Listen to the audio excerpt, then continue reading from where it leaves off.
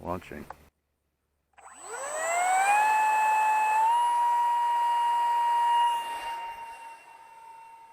Oh yeah, about 80% throttle is fine. Ooh, that is speedy. Welcome to ground control. Okay, I thought I would show you some more flight footage of the Viper now that it's flying on full 4S power after replacing that stock ESC that was in it. And these are flights from the same flight session as the previous video. So if you guys watched the previous video, it was the first time I'd flown this after the repair, and also the first time that I had flown it after replacing the stock ESC and running it at full 4S power. It's pretty heavy now. I was surprised. I just weighed it so I could give you guys that information.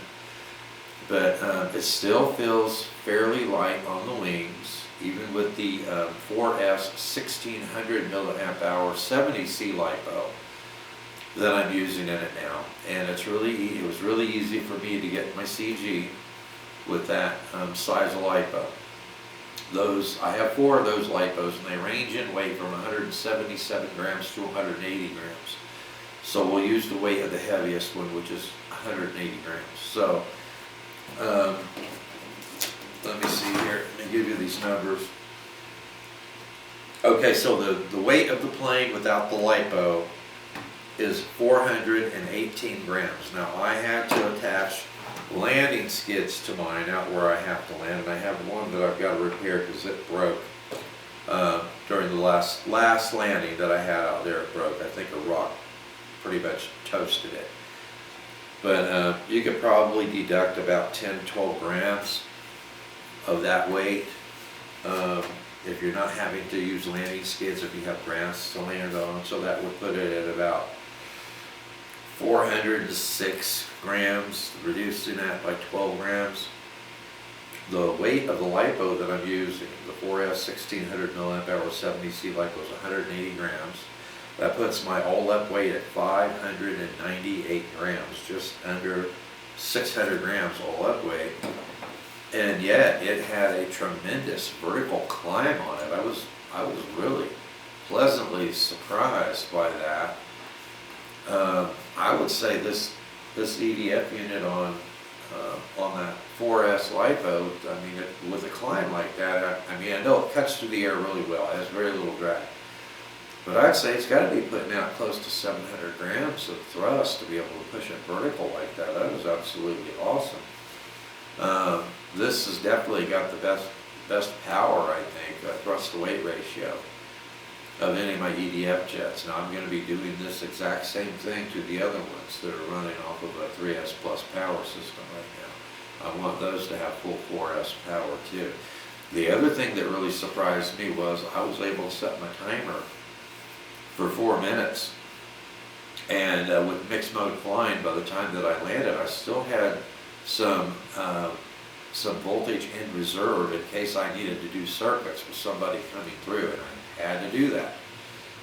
During one of my flights during this flight session, I had a walker coming through, and he was slower than Santa Claus trudging through the snow, and it took him forever to make it through there. I had it in the air for 5 minutes and 9 seconds, and on flying it for 4 minutes, doing mixed mode flying, when I checked the pack after I landed, I had around somewhere between 3.75 to 3.78 volts per cell. So if I was flying, the way I was flying this jet in the video, if I was flying in a place where I knew I could put it down at the end, you know, when my timer went off, I would be setting my timer for 5 minutes. I think that's pretty good for an EDF jet. That would be the best amount of flight time so far, I think, on any of my EDF jets. I have 2 4S 1800 milliamp hour LiPos that I also want to test in it the next time that I take it out. But on my first flight, my very first flight after the repair, my camera quit. I had to toss another battery, another one of my lithium batteries is just not holding the charge anymore. So it didn't last very long. I think it made it through about 2/3 of the flight before it shut down. And then I put 2 additional flights on it, and then on the last video you saw the very last flight that I performed on it. So I'm going to show you the highlights from the other 3 flights during this video. I also wanted to show you, if you didn't watch the last flight video, I've got 2 additional air inlet holes right there where the handhold is. I did not come up with that idea. I'd seen someone else do that, and I thought, well, that's a great place to put the additional air inlets. So that worked out like a charm. It is definitely not starved for air on full 4S power because the batteries are taller. Because the batteries are taller inside this bay, I could not get the canopy closed on it with my receiver up here and all my bundle of wires over here. So one of the other things that I had to do was I carved out all the foam. You can see the top of the plastic canopy inside the foam. So I cut that entire cavity out. I trimmed down the center section. I removed this entire section. I guess it would be like the back third of the canopy. I completely removed all the foam in that, so that I don't have any problems getting the canopy to go all the way down tight with that 4S 1600 milliamp hour LiPo. Now, oddly enough, the 1800 milliamp hour LiPos are not as tall as the 1600, but they're longer. And so when I replaced the ESC with the Hobbywing 50 amp ESC that I've got in it now, the power lead was a little bit too short. I didn't have the space to have the battery pointed so that the battery connector and cable were toward the back of the battery. I had to spin it around so I could move the battery back far enough and get the canopy closed.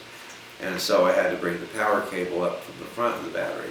So I had to fabricate a short, it's about a 6-inch XT60 extension cable. So that added a few grams to it too. But I'm very happy with the way it's performing, and it's got an awesome amount of power now. Couldn't ask for better. It's absolutely fantastic. I did have to carve out some foam to get that bigger ESC embedded in the foam inside the fuselage, but that didn't take very long. But the point is, I'm extremely happy with the results of the way this turned out. Not just a repair, but replacing that stock ESC and looking at the ESC. The ESC was so small. If you watch the last video, I show you the stock ESC that was in it. It was about the size of a 12 amp, a typical 12 amp ESC. So I don't think it's any wonder that it failed on me. Running it on a 4S LiPo, even though I had the top of the throttle clipped at 77%, so I wasn't pushing much over that 30 amps, at 31.5 amps at max peak with the battery completely fresh in it. So by the time I went full power with it, I wouldn't have been pushing past 30 amps. But I just don't think that ESC can handle 16.8 volts. So it was either the ESC shut down, or it was I'm sure it has a linear voltage regulator, not a switching voltage regulator. It was either the ESC shutting down, or it was the voltage regulator shutting down that caused that crash that I had with it. I don't think I'm going to have that problem anymore. I love those Hobbywing 50 amp ESCs. I will have links to it in the show notes. I'll have links to the LiPo that I'm flying it with now, which is awesome. I like the weight and the feel of it, and being able to set my timer for 4 minutes. Like I said, if you can land right away, I'd be setting my timer for 5 minutes. Great performance at that weight. It really pushes vertical really well.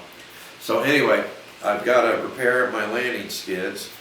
Other than that, it'll be ready to go back out in the air again. So here are the highlights from the 3 videos that I haven't shown you yet.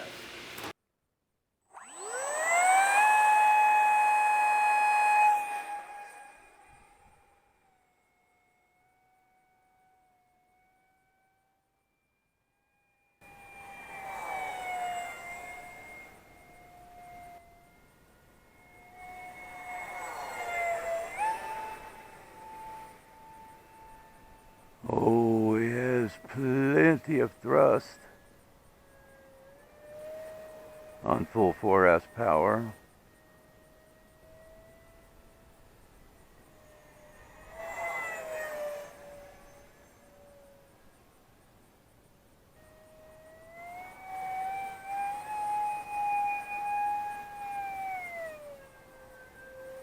Good power.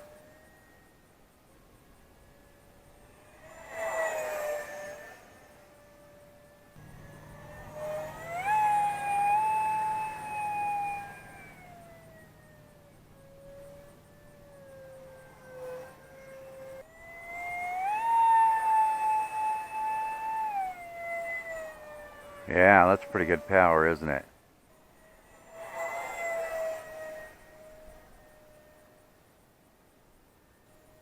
Okay, so let's come through here and go vertical with it.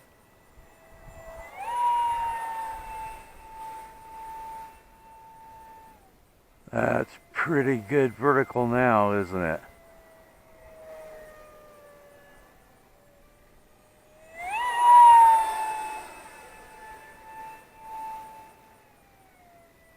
Sweet.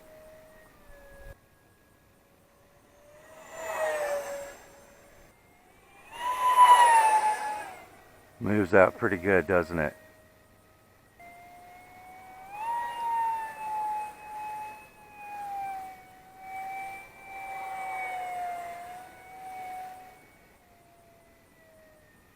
Yeah, that will really punch skyward now.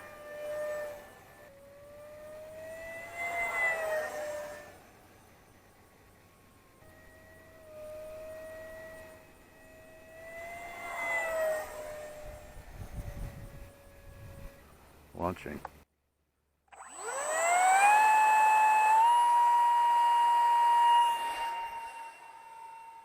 Oh yeah, about 80% throttle is fine. Ooh, that is speedy. Okay, we ready for a vertical again?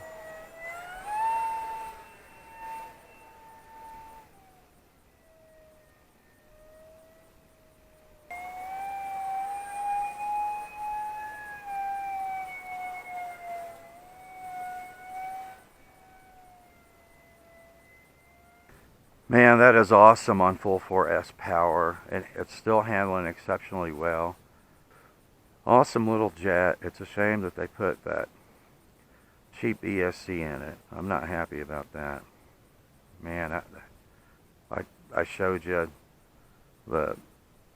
what that looks like. And I know there are some guys out there who are flying this with full 4S power with that ESC. I just wonder how many of them are still flying with that ESC now. Because I had my throttle clipped back to 77%, so I wasn't hitting past 30 amps on it, and it still gave up on me.